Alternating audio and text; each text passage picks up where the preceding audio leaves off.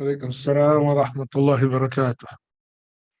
الحمد لله الذي خلق السماوات والأرض وجعل الظلمات والنور ثم الذين كفروا بربهم يعدلون. الحمد لله الذي أنزل على عبده الكتاب ولم يجعل له عوجا. الحمد لله الذي هدانا لهذا وما كنا لنهتدي لولا أن هدانا الله. لقد جاءت رسل ربنا بالحق. وعليكم السلام ورحمة الله, Sister Dakira.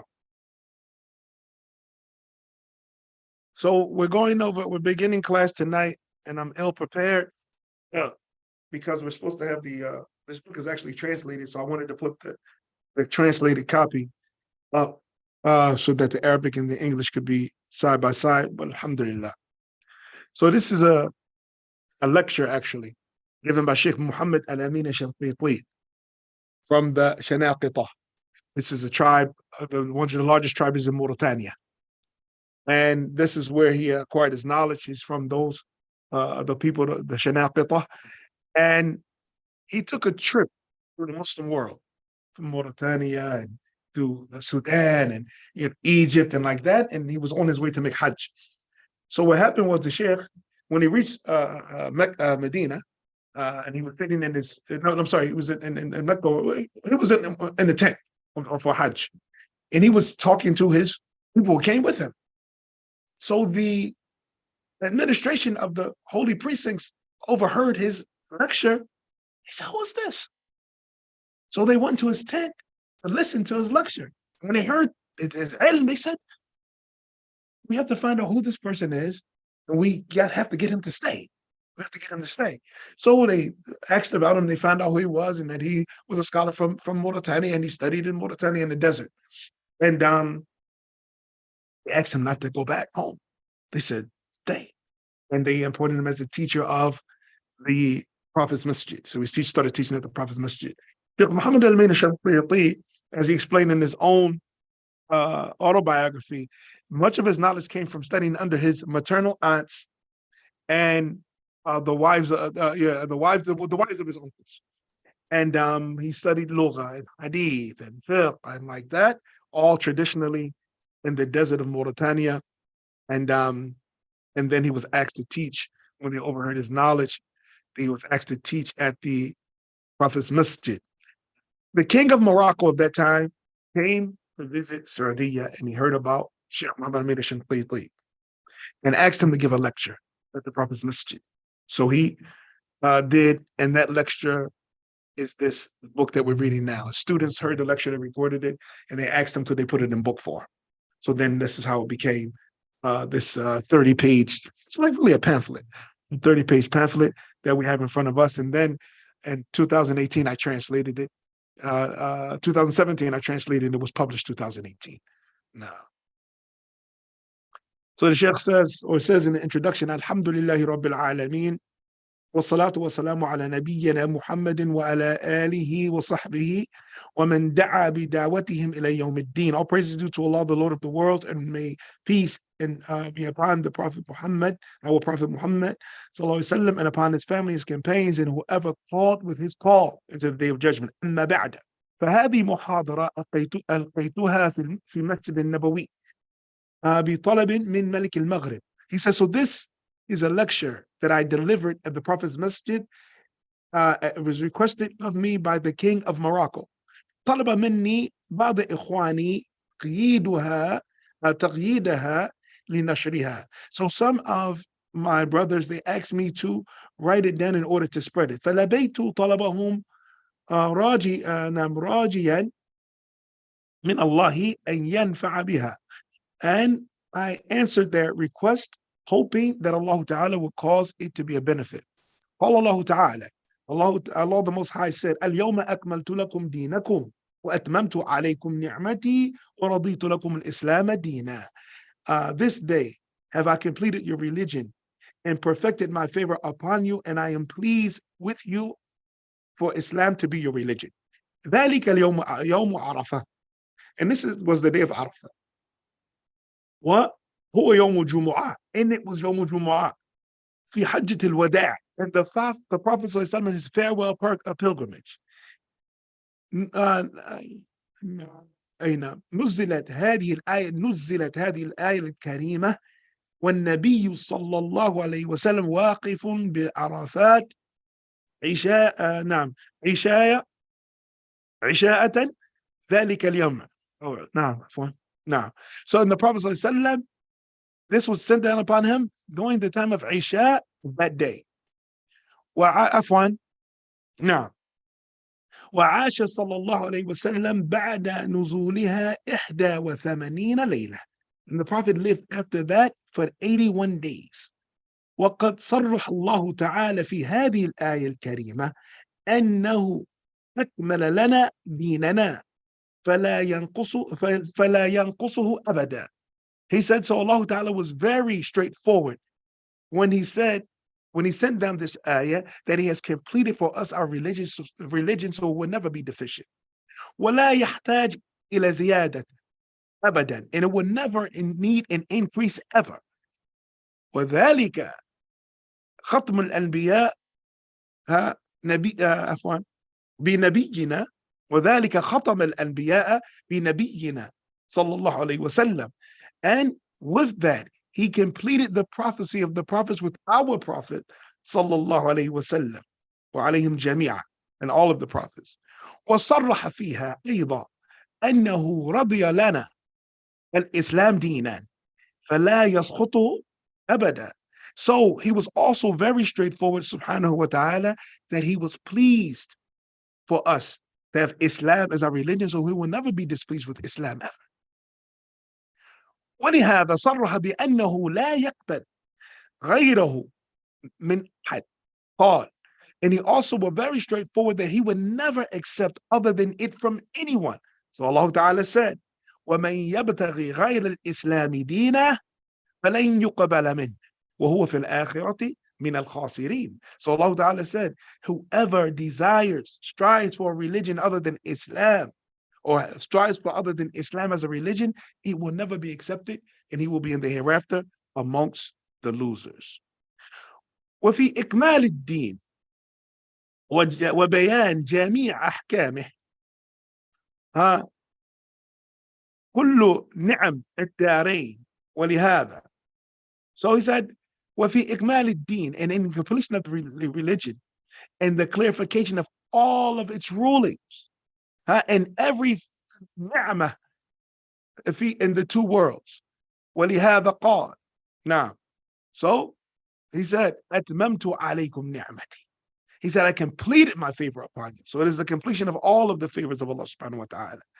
وهذه الآية الكريمة نص صريح في أن الدين الإسلام لم يترك شيئا يحتاج إليه الخلق في الدنيا ولا في الآخرة إلا أوضحه وبينه كائنا ما كان. And this ayah is a very straightforward text that Islam did not leave anything that the creation would need concerning the worldly affairs or the affairs of the hereafter, except that it was made clear and pristine no matter what that issue is. وسنضرب لذلك المثل ببيان 10 مسائل عظام عليها مدار الدنيا من المسائل التي تهم العالم في الدارين وفي البعض تنبيه لطيف على الكل. نعم سبحان الله. He said, and we will strike for that examples, analogies, by explaining or clarifying 10 issues, 10 mighty and great issues that the world traverses around these issues. The world is built upon these issues. The issues in which are important to the world in both lives, in this life and the next. And some of them, it brings attention or awareness to the others, to all of them. And this is very important, ikhwah. I think we spoke about this before, Dr. Ahmed. We spoke about the hadith of the Prophet ﷺ. I forget what class it was. That when the Prophet ﷺ told the Sahaba they were doing irrigation, and they And the Prophet said, well, why don't you do it a certain type of way? And then they did it that way, and it didn't produce vegetation. And they came to the Prophet and said, Ya Rasulullah, we took your advice and we did that. He said, no, I was just asking why didn't you? He said it was a rhetorical, it wasn't a suggestion, it was a real question. But because it was the Prophet, they thought it was a suggestion or a direction. He said, Antum alam, antum a'lamu bi umuri dunyakum. He says, you have more knowledge about the affairs of your dunya. Right? So some people took this hadith, and they made it wide, and they shut prophetic knowledge out of every affair concerning the dunya. It's not the case. It's not the case. But this particular issue of irrigation that the Prophet spoke about, this is hadith has to be restricted to that. Why? Because there are many affairs of the dunya. The books of fiqh, why did they reach 10 volumes and 20 volumes in books of fiqh? Except because from the biggest chapters of fiqh is Bab al-Mu'amalat, a chapter of dealings and interaction. Big chapter in fiqh. How do we interact? How does the one of the biggest chapters, how do we interact with the rulers? If we see what's going on in the Muslim world today, this is the chapter that was skipped. You would see in the Muslim world, the Muslims overthrowing their rulers, and then we see what happens after that, from total chaos, rape, pillage, robbery, the enemies of Islam going into the Muslim lands and taking advantage of the chaos that's going on between the Muslims. We saw it happen in Tunis, then we saw it happen in Syria, then we saw it happen in Egypt, now we see it happening in Sudan, and they keep following the same results. It keeps producing the same results. We're just weakening ourselves and making ourselves open platter to our enemies every time. That's why some of the people of the past said that 10 years under a tyrant ruler is better than 1 day without a ruler. It's better than 1 day without a ruler. But they're talking about a tyrant Muslim ruler.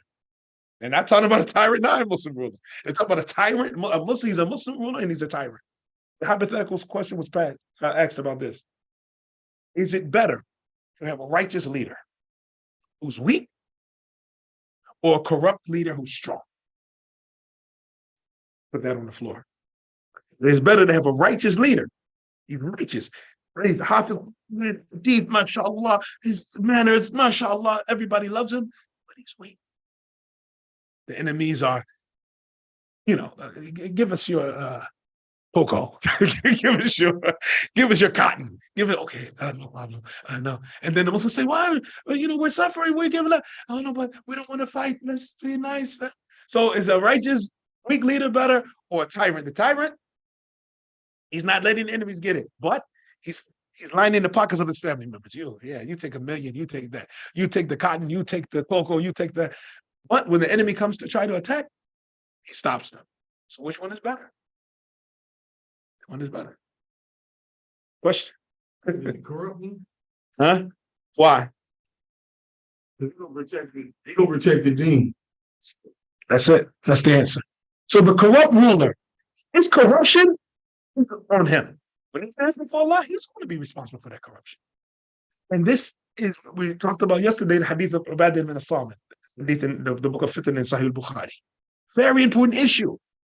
He said that we made the bay'ah to the Prophet to hear and obey. In good times and in bad times. For things that we like, the things that we dislike.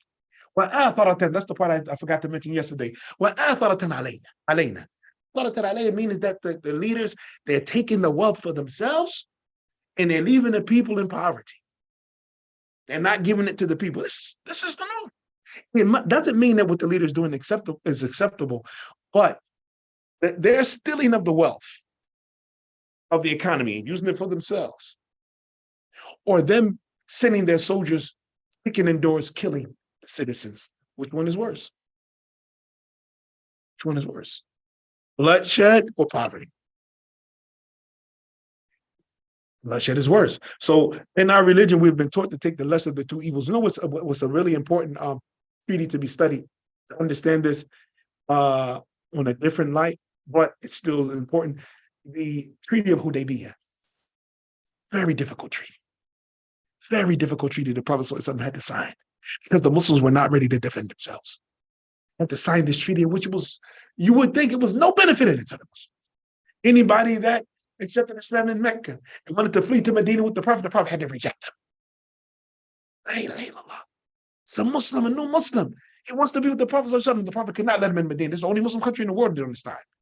He couldn't go to Gambia, the Ivory Coast, Pakistan. None of this exists. It was only Medina, the only Muslim country in the world. And then you had Ethiopia. There wasn't a Muslim country, but they would let the Muslims go there and protect them. So now, in order for the Quraysh not to attack the Muslims, he had to agree. Anybody that accepts Islam and tries to flee Mecca and come to Medina and be with you, you have to send them back. There had been a Muslim during that time had been captive for a year. For a year, he had just escaped. When the Prophet agreed to this, and he arrived in chains. Ya Rasulullah. And the Prophet put his head down. You gotta go back with them. La ilaha illallah. You gotta go back with them. I just made the agreement. No, I'm sorry. The way the story went is first, the Prophet told him, he made the agreement, and then he came, Ya Rasulullah. So the Prophet was going to take him in. And then the Kafir said, no, it's retroactive. It started with him. That was his own brother. Just starting with him. He's the first one that gets taken back. And he took them back. And then the Prophet put his head down and said, you got to go back with him. But if it wasn't for those 2 years of non-combat that the Muslims had to build themselves, they would have never been prepared for Badr, the Battle of Badr. All of this prepared them for the Battle of Badr, in which they were victorious. But if they didn't get those 2 years without being attacked, because they were going to begin attacking them. They just got to Medina. They're going to be just a new country. They're going to be, imagine a new developing country being attacked on the war immediately. So the Prophet said, you got to go. So Sulh al-Hudaybiyah shows us how we should behave in the times of weakness and times of strength. Hudaybiyah was how many years before Badr? 2 years. Oh, no, not before, after. Mhm. Sulh al-Hudaybiyah happened on the 8th year. 8th year. The 6th year was Ahzab, and Badr was the 2nd year. No, what's the Sulh? What's the Sulh? This Sulh right here. Sulh al-Hudaybiyah happened on the 8th Talking about 8th year. No, I'm not talking about Badr is 2 years after Hijrah. Yeah, but Sulh al-Hudaybiyah on the 8th year. Mhm. And after 2 years, Prophet ﷺ took on the 6th year, because Prophet ﷺ took it on the 8th when he took Makkah. You mean actually you mean Yes. Fateh Makkah would not have a Yeah, problem. Makkah. Who? No, after Hudaybiyah is Fateh Makkah. Yeah, after 2 No, I'm not talking about Fatih Mecca. We're talking about when the Prophet ﷺ just got to Medina, and the Muslims were accepting Islam. There's 2 years after. Incident of Hudaybiyah years. On the 6th year. afterward. Sure, 6th year, yeah. inshallah, I'm gonna review. 6th year, yeah. Because Ahzab happened on the 5th year. Mhm. Then Prophet ﷺ, he said that It's too far back. نغزوهم ولا يغزونا. Mhm. After Allah subhanahu wa ta'ala defeated them in Ahzab Nah, and sent the wind. He said, الآن نغزوهم ولا يغزونا. I understand that part you're talking about Ahzab, but we're talking about right now. After Ahzab on the 5th year, Yeah. on the 6th year, Sulh. And after 2 years, Prophet ﷺ took Makkah, and another 2 years, Prophet ﷺ passed on. No, you're going too far back. I'm talking about right after the Hijrah. So the Prophet ﷺ made with Quraysh in order for them not to attack Medina, and this sulh lasted for 2 years. Hudaybiyah, that's something else. Not, I'm talking about this sulh right here that we're talking about right now, in which that Sahabi who was in chains. Yeah, that's Yeah. Hudaybiyah. That's Hudaybiyah. Mhm. That's Hudaybiyah, and that Sahabi, he's the son of Suhail ibn Amr. Mhm. And Suhail ibn Amr is the one who made the treaty. Mhm. And this is what. His son Mhm. was chained, and then he said, who was chained, they don't like him to join the Muslims. And then they complained. He escaped. He escaped, complained to Mhm. the Prophet ﷺ. He said, they want to bring me back. So he said, we already signed the treaty. Nah. Taking. Nah, that's Hudaybiyah. Yeah, Hudaybiyah. Nah. No. Nah. Wallah. Wallahu a'lam. Inshallah, we're gonna make review, but everything is true. We're gonna find out what's the name of the sulh. The sulh, if it was Hudaybiyah, or if it was called something else. The 6th year, nah. And this is when the Muslims were weak, but this is after the Hijrah to Medina, when the agreement was that anybody that accepted Islam and wanted to come to Medina, the Prophet had to reject them. And then when those people, they didn't go back to Mecca, they lived on the outskirts of Medina. And they would attack the Quraysh caravans coming in. I'm going between Medina and Sham. So now, look at inshallah. Now, so the point of the whole story is that we have to look at the times of weakness and the times of strength. And during this time, the Prophet ﷺ wasn't in a position to defend them. And had he defended them, Medina would have been attacked. Medina would have been attacked. Now, so the Sheikh says, Rahimahullah Ta'ala, and so in some of these issues, they bring attention to the others. And the first issue that we're going to cover, Al-Ula at-Tawheed. Al-Thaniya al-Wa'ad. At-Tawheed, it means the oneness of Allah. Al-Wa'ad, it means admonishment and direction. الثالث الفرق بين العمل الصالح وغيره. The difference between righteous actions and other than it.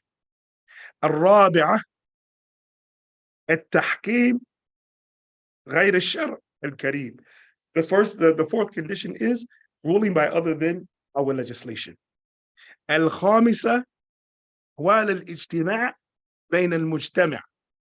The affairs of the society, the affairs of a gathering in the society, the affairs of the society. السادسة الاقتصاد. The sixth issue is going to be economy. السابعة سياسة. I know some people say, no, Islam is free from politics. Politics has nothing to do with Islam. No, it's not true. It's not true. You have siyasa shar'iyya. You have legislated siyasa. And then you have siyasa dunyawiyya. And you have non-legislated siyasa that were made up by men, the laws of men. We're talking about siyasa shar'iyya. وجدت يا شيخ. وجدت؟ We know six here. لا اقصد هذا. الواقع بعد الهجرة قبل البدء. ما اسم هذا الواقع؟ We don't have any kind of treaty with them. The only thing that Prophet ﷺ did it for the Jews inside Medina. لا ليس هذا. But there is nothing. There is no agreement at all. نعم إن شاء الله. So تابع إن شاء الله. نعم. So we're going to look into that agreement. Inshallah. The seventh one is politics. الثامنة مشكلة تسليط الكفار على المسلمين. The eighth issue is the problem of the kuffar getting power over the Muslims. التاسعة مشكلة ضعف المسلمين عن مقاومة الكفار في عدد وعدد. The ninth one is the problem of the weakness of the Muslims and their inability to prevent the disbelievers from them, whether it be in number or preparation. In numbers and in preparation. والعاشرة. And the 10th one, مشكلة اختلاف القلوب بين المجتمع. The problem of the differing of the hearts in the society. والله المستعان. والواضح علاج تلك المشاكل من القرآن، وهذه إشارة خاطفة إلى بيان جميع ذلك بالقرآن تنبيها به على غيره. And we're going to make clear how that all of those issues should be treated, all of those issues or problems should be treated with the Quran. And this is a quick indication to the fact that the Quran clarified all of that and brought attention to it as well as other than that. Now, أما الأولى وهي التوحيد. So as far as the first issue, it is توحيد. فقد علم باستقراء القرآن أنه منقسم إلى 3 أقسام. So it is known from استقراء is when you infer. What do you say? Infer. Conclude. Infer means infer. لكن استقراء بعد استيعاب. So he's saying infer. Conclude. To conclude. Right. Yeah, I like that. Yeah, to conclude. Yeah, to conclude. So to conclude, meaning after reviewing the Quran from beginning to end. We're doing the sunnah from beginning to end. The conclusion has come is that when we look at the issue of Tawheed, it is clear from that only 3 divisions of Tawheed were mentioned. And all of those 3, it doesn't mean that you can say, what about Tawheed this, Tawheed that? It's always going to fall under the umbrella of one of the other 3.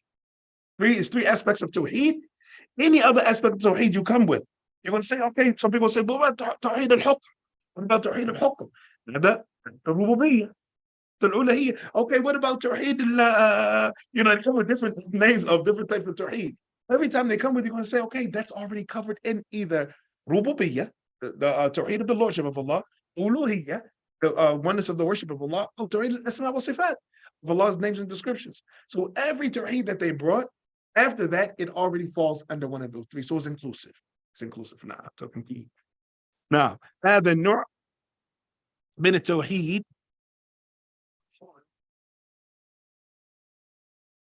جبلت عليه فطرة العقلاء. He said this type of tawheed, I'm sorry, I skipped. He said أما الأولى هي توحيد. As for the first one is توحيد. فقد علم باستقراء عفوا القرآن أنه منقسم إلى 3 أقسام. So it was concluded like reviewing the Quran from cover to cover in the Sunnah that it is 3. You're going to notice the Sheikh is not Qurani, but when he was asked, MashaAllah, you studied fiqh, you studied hadith, you studied this, but every time he comes, he just brings Quran. He said, I only study those other sciences to service the Quran. So every time he has a tremendous tafsir called Adwa al-Bayan. Adwa al-Bayan fi tafsir al-Quran bil-Quran. So he explained the Quran with the Quran. You have to tafsir al-Quran bil-Quran. I didn't bring the list. I remember I was supposed to bring the list. Remember we talked about, I'm supposed to bring a list of the different types of tafsir, right? So the first and the highest type of tafsir is tafsir al-Ma'thur. Tafsir al-Ma'thur is the tafsir, the Quran being explained with what the Prophet ﷺ said the ayat meant, or what a companion said the ayat meant. This is the highest type of tafsir. Then after that, you have tafsir al-Quran bil-Quran, and the reason it is not considered the highest type of tafsir is because it's from the types of tafsir al-Ra'yi, tafsir bil-Ra'yi. It's kind of the tafsir with opinion. Why? Because unless there's a text from the Sunnah saying that Allah said, or the Prophet ﷺ said that ayah explains that ayah, then it is the opinion of the scholar who looked at and compared the 2 ayah. Right? We're not saying it's wrong, but we're just saying there's no text saying that is the tafsir for that. As for tafsir bin Ma'thur, it is the Prophet actually saying Allah sent down this, and this is the meaning of that. So this is why tafsir bin Ma'thur is the highest type.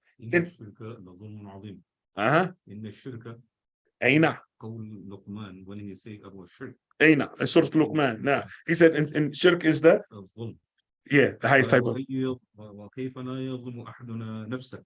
أين إنما هو قول الله إن قول لقمان إن الشرك. أين. So this is now a ma'thur. Yeah, this is now ma'thur. That when the Sahaba said, the Shaykh is narrating, how can about shirk? He said, indeed, shirk is the greatest oppression. He said, how can one of us not oppress one of ourselves? He said, but shirk dhulm al-adin. So it asks the question, shirk is dhulm.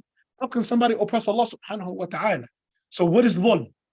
So what is dhulm? This is what it came to the meaning of dhulm. What is dhulm? What is oppression? The ayah which he says, so what is oppression? What is dhulm? Because can somebody oppress Allah? Can somebody oppress Allah? It depends on what we mean by oppression. That's what it means. Because when we use the word oppression, when we use the word oppression, we think it means to overpower someone. You oppress. Every time we think the oppressor, when they're oppressed, it means one more powerful, overpowering someone less powerful. But now we get from this ayah, what is dhulm? What is dhulm? No, in the most general white manner, what is dhulm? What is oppression? Not disobedient. I mean, that's included in it. Injustice. But yeah, now that's really close. But when we say, because we're including Allah, he said, in the shirk la dhulmun adhim, talking about shirk, associated partner with Allah is oppression. So then what is dhulm? Worship something is not allowed. That is, but more general. That's specific, more general. When somebody commits shirk, what are they doing? They are not following the commands of Allah subhanahu wa ta'ala. But by doing that, He's doing injustice. they're giving someone's right to someone else. So dhulm is to give someone's right to someone it doesn't belong to. That's the most general oppression. The most general idea of oppression is to take someone's right and either just not give it to them or to give it to someone else. And that's shirk. To take the right of Allah and give it to other than Allah subhanahu wa ta'ala. So shirk is the worst type of oppression, because oppression in the most general sense is to take the right of someone and either not give it to them altogether, like an atheist. They don't worship anything. So they refuse to worship Allah. It's just dhulm. It's oppression. It doesn't mean to overpower. It means that Allah has a right to be worshipped and you haven't given him this right. So this is dhulm. Another way is with those who worship stones, idols, and like that. What did they do? They took the right of Allah and gave it to other than Allah subhanahu wa ta'ala. Now, when we understand oppression from that and we look at oppression, how it's used in society, now we can really understand the oppression of racism, this, why? Because now this is these people's rights. Either you haven't given it to them or you've taken it from them and given it to someone else. This is the right of Allah. You haven't given it to him. Or you've taken the right of Allah and not only did you not give it to Allah, but you gave it to Jesus. You gave it to this statue. You gave it to this. This is dhulm. This is oppression. So oppression doesn't always mean to overpower. You don't have to be more powerful. All you have to do is deny the person their right. Deny the person their right. So Allah Ta'ala is when the person says, I don't believe in God, he's denying Allah his right. From the right of Allah, the first right of Allah is that you believe in him, subhanahu. Because he's the one that put you here. So how can you deny the one that put you here? We get upset when a person denies their parent. How you can disown your father? You know, that's the law here. People can divorce their own parents here. That's amazing. But if someone were to deny their father, if their father fed them, clothed them, paid for their education, everything, and he said, father, because he refused to do something that he wanted to do. Father said, no, I'm not going to do that for you. You're not my father. If you were my father, you would me. He said, no, you're not he denies his father. So now this is dhulm. He denied his father. So to deny Allah is dhulm, and that's the meaning of the ayah. And you're going to share something, Sheikh says that. Very good explanation. No. Actually, when Sahaba told the Prophet Sallallahu alayhi wa sallam. فأي الفريقين أحق بالأمن إن كنتم تعلمون. سورة الأنعام. سورة الأنعام. الذين آمنوا ولم يلبسوا إيمانهم بظلم. نعم. أولئك هم المهتدون. نعم. قالوا جاء واشتكوا الرسول صلى الله عليه وسلم من منا من لا يظلم نفسه. أي نعم. ليس هكذا. هكذا هي قول لقمان لابنه. شكرا. Beautiful. So the Shaykh is talking about the ayah that tafsir al-Quran bil Quran, and of course the hadith was brought in when Allah sent down the ayah, and you can see the concern of the companions. Ayah will be sent down, and the companions will be stressed out. So the ayah was sent down after Allah told the story of Ibrahim with his father. Allah Ta'ala said, so what two groups have more right to safety? In kuntum ta'lamun, if you know. الَّذِينَ آمَنُوا, those who believe, وَلَمْ يَلْبِسُوا إِيمَانَهُم بِظُلْمٍ, and they never covered their faith with oppression. أُولَٰئِكَ لَهُمُ الْأَمْنُ وَهُمْ مُهْتَدُونَ. These have the right to safety, and they are the guided ones. So when that was revealed, the companion said, who's never done an act of oppression? So they went to the Prophet and said, Ya Rasulullah, أَيُّنَا لَمْ يَظْلِمْ نَفْسَهُ, who from us didn't ever oppress themselves, never did dhulm? Like in his iman, he said, it's not like that. It's not what you're talking about, but rather is what Allah said in Surah Al-Luqman, "Inna shirka la dhulmun azim." Indeed, shirk is the mighty oppression, to give the right of Allah to other than Allah subhanahu wa ta'ala. And that's the meaning. That's the meaning of the ayah. And that's an example of tafsir Quran bil Quran, and the Prophet saying that is the meaning of those two ayah. So anytime tafsir the Quran is the Prophet saying this ayah is explaining that ayah, then this is top tafsir. This is the top tafsir. Tafsir Quran with the narration where the Prophet said that this ayah explains that ayah. And then after that, you have Quran bil hadith, or bil. And then after that, you have Quran bil ra'yi, who tafsir Quran. If the opinion, but as a scholar, matching two ayahs together, saying, oh, this ayah is explaining that ayah like that. Like Sheikh Muhammad al-Amin Shanqiti, he did, for instance, when Allah Ta'ala said, اهدنا الصراط المستقيم صراط الذين أنعمت عليهم. You guide us to the straight way, the way of those who have bestowed your favor. So the Shaykh said, إن الله قال هنا صراط الذين أنعمت عليهم ثم لم يبين في الفاتحة الذين أنعم عليهم. He said, Allah Ta'ala said, guide us to the way of those who have bestowed your favor upon. But in Al-Fatiha, didn't tell us who are those who bestowed his favor upon. We say, guide us to those who bestowed your favor upon. Who are they? Surah An-Nisa.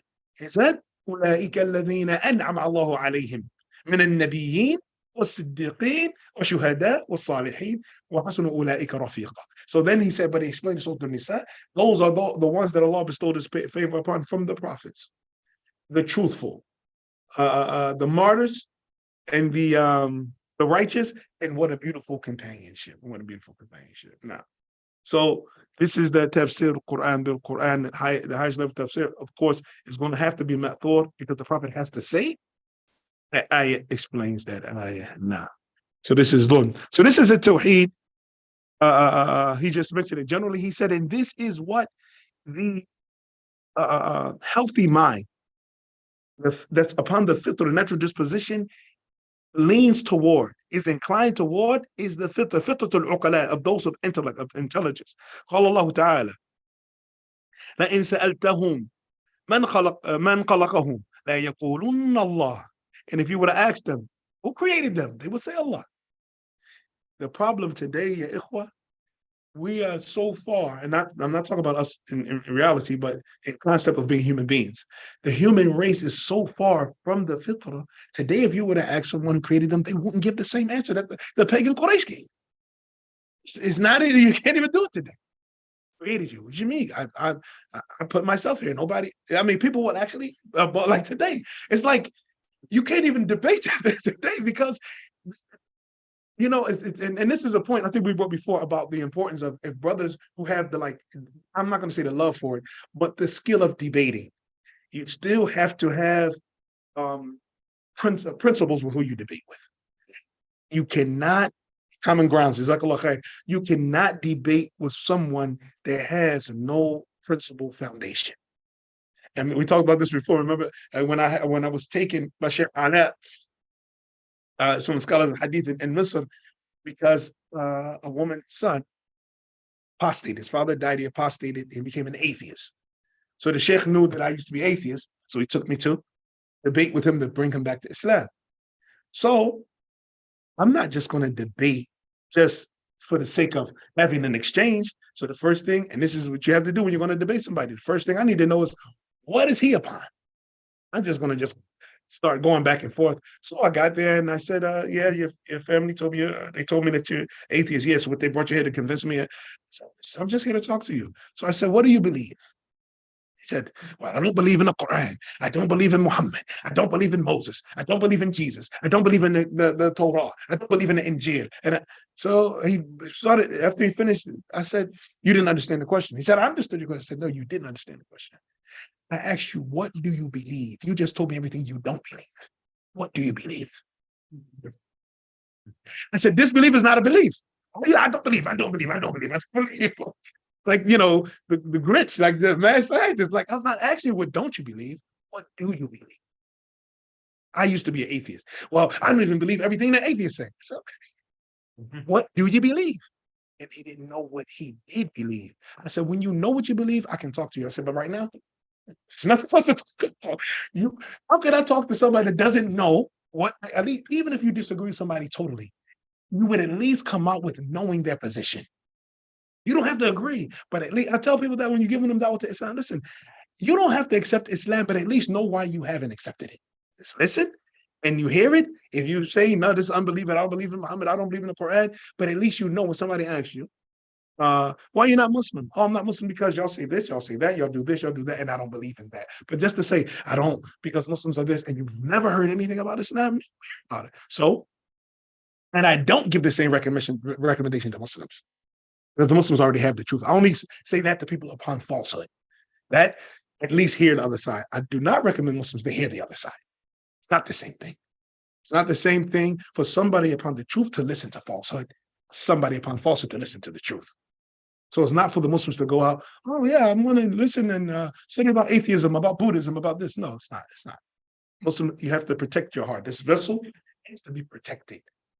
More so, and I'll use something that I believe that, especially since there's only men here, that can really feel. The same way you don't test the love of your wife by introducing her to other men. You don't test the love of Allah, your belief in Allah, by introducing it to other faiths. You protect it, you guard it. I don't want you to be shaken. I don't want to develop doubt. I don't want to be confused. I have the truth, and I'm sufficient with the truth. I have the verse in the Quran that says that we're reading now that the Sheikh is explaining. My religion is completed, perfected, and Allah is pleased with it. Nobody else has a book that they can claim that's said in their book. Nobody else has a book that says that. So a Muslim should not put himself in a position to, and this is why the Prophet ﷺ became upset when Umar radiallahu anhu was what? Reading from the Torah. And his face became red. And then Abu Bakr saw the face of the Prophet, say, "Ya Umar, don't you see the face of the Prophet?" And he looked at the Prophet's face and saw the anger in the Prophet's face. And he said, "رضيت بالله ربا وبإسلام دينا وبمحمد صلى الله عليه وسلم نبيا ورسولا." I'm pleased with Allah as my Lord, Islam is my religion, Muhammad is my prophet and messenger. Then the Prophet said, "أفي شك أنت يا ابن الخطاب?" He said, "You having some Umar? You having some doubt?" We can't go. He said, لو كان موسى موجود ما وسعه إلا أن يتبعني. He said, if Musa was alive today, he would have no right except to follow me. So you have the last book, you have the last messenger. You don't need to do any research. It's very dangerous for Muslims, especially Muslims that are unlearned, to go reading and dibbling down. To debate, they can. Nah, barakallah feek. Now, for scholars to do that, this is permissible. Not to delve into it, but Allah Ta'ala said in Surah Ali Imran, Allah Ta'ala said, and in Surah Al-Ma'idah, Surah Ali Imran, he said, كل الطعام كان حلا لبني إسرائيل إلا ما حرم إسرائيل على نفسه من قبل أن تنزل التوراة قل فأتوا بالتوراة فاتلوها إن كنتم صادقين. All foods were permissible for Bani Israel, except for Israel. Yaqub made haram upon himself before the Torah was revealed. Tell them, bring the Torah and recite it if you are truthful. And when even and this is an important point that many Muslims don't know. The Muslims, the kuffar that live in the Muslim land under the Muslim rule, they cannot do anything that outwardly opposes, like in our public, that opposes our legislation. But if some fitna happens between them, they are ruled by their book. They ruled by their book. So when that Jew committed adultery during the time of the Prophet, they said that he committed, what you were supposed to do? He said, what do your book say? What does your book say? And they said, and then the Prophet brought a translator and they brought the book and then he put his finger over the verse that said that the married fornicator is supposed to be stoned. Put his finger over the verse. The Prophet said, lift your hand. And then the translator read it to him. So he's supposed to be stoned. So this is what your book says. Right? And like that now. So the kuffar under the Muslim rule, they're still ruled by their book. And we'll stop here. I think it's time for the salah. No, so we'll stop. Alhamdulillah. 9:15. Have a little time. Somebody's gonna call the other. Right here. Yes, I'm over. 5 minutes for that. Yeah, well, 9:05. We still have 9:15. So I can read. No, the adhan though. Adhan. No. Okay. الله أكبر الله أكبر الله أكبر الله أكبر الله أكبر الله أكبر. أشهد أن لا إله إلا الله أشهد أن لا إله إلا الله أشهد أن محمد رسول الله أشهد أن محمد رسول الله حي على السلام حي على السلام حي على الفلاح حي على الفلاح الله أكبر الله أكبر لا إله إلا الله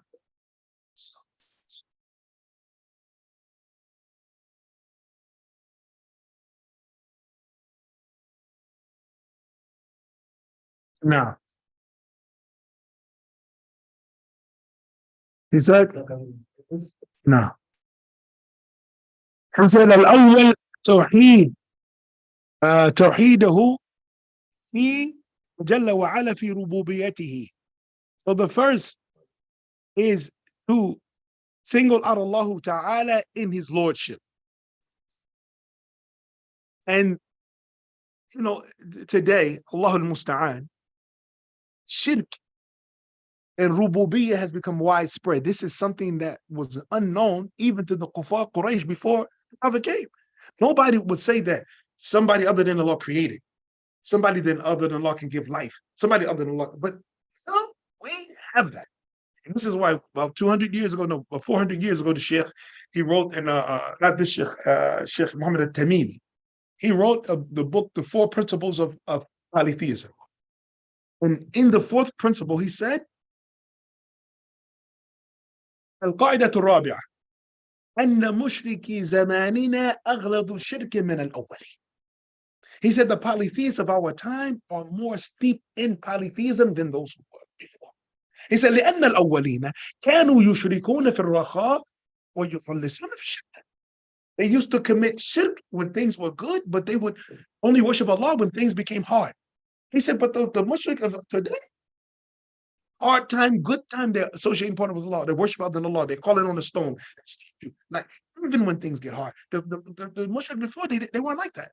If things got rough, they said, oh, no, they throwing away their statues and everything. They calling on Allah alone.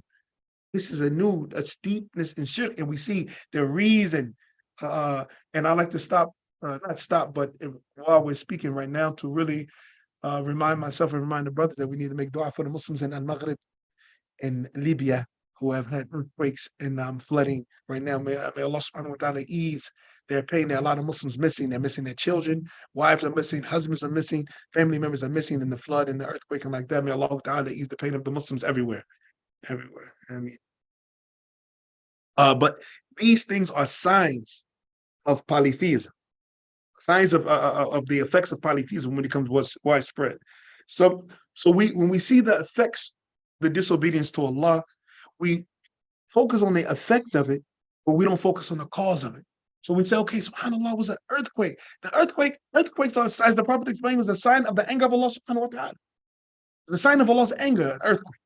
So now, what angered Allah to the point that he sent the earthquake at this particular place? What's going on there? What's going on there? From the issues, the big major issues that's going on in Morocco, is that from the forms of greeting the leader is to make ruku' to him. The king, you have to make ruku' to the king of Maghrib. Okay. This is very dangerous. For somebody, ruku' is an act of worship. To have your people to salute you by bowing down, bending their backs to you as if they're making a ruku' for the salah, this is very dangerous. So when we see that, this is a result of those types of acts of disobedience taking place. Before you get to drinking and gambling and fornication and like that, go to the big issues. Sheikh Muhammad ibn Ibrahim al-Sheikh, he was teaching a book called Kashf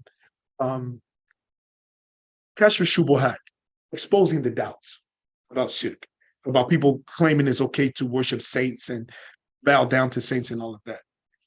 After he explained the importance of worshiping Allah alone, and that all acts of worship have to be directed to Allah, and that shirk is the greatest sin, and there's no sin greater than shirk. And he finished and explained the book, and he talked about the severity of shirk and the importance of Tawheed, and that the prophets and messengers were sent because of Tawheed, and they were sent to warn against shirk. And every destruction that was sent, every nation was destroyed because of shirk. Every nation that was destroyed because of shirk. The people of Lut, yeah, they committed homosexuality and shirk. The people of Saleh, the people of Shu'aib, the people of Hud, all of them were destroyed because of shirk. Shirk is the worst sin. It's sin. Allah destroys whole nations because of shirk. So all of this explanation, he came and he sat down and he said, I've heard that there's a grave that has been erected and the people are worshiping the person in that grave. So the people said, stop. Then he said, and it's been said that a man raped his mother. Yeah. I said we have to start the book over again. Who knows why? He said we have to start all over again. The reaction, What's wrong with the reaction? the latter was greater than the first. Nah. Because it's filthy and terrible to sin is for a man to approach his mother that way. It is not worse than worshiping other than Allah subhanahu wa ta'ala. إن الشرك لظلم عظيم. So when we, in our hearts and minds, our aqidah is straight, is when we're going to look at shirk as words and we're going to become upset. We don't get upset with shirk. We get upset with all the other sins. The brother came, he's smelling like marijuana. Or the brother is using heroin, we get upset. Shirk. It doesn't move. The shirk doesn't move. The brother became a Christian. May Allah guide him. He may be still Muslim, but he's just so the brother come out of the church. Oh, baby, he has family there. So if we catch him drinking or has a girlfriend, we get upset. But if we catch him committing an act of shirk. Oh, I see the brother, he had it. Oh, he's reading the horoscope. Oh, I think, come on, that stuff doesn't mean it. He's reading the horoscope. So we have to get to the point that when we hear shirk, that Allah's right is being violated, then we have a problem with it. I remember before we gave the example. I don't believe you were here. I'm Cody. I don't believe you were here either. We gave the example. May Allah prohibit you, Sheikh. May Allah prohibit you. If someone, your honest opinion, or your honest reaction, and so Sheikh was trying to get it behind you.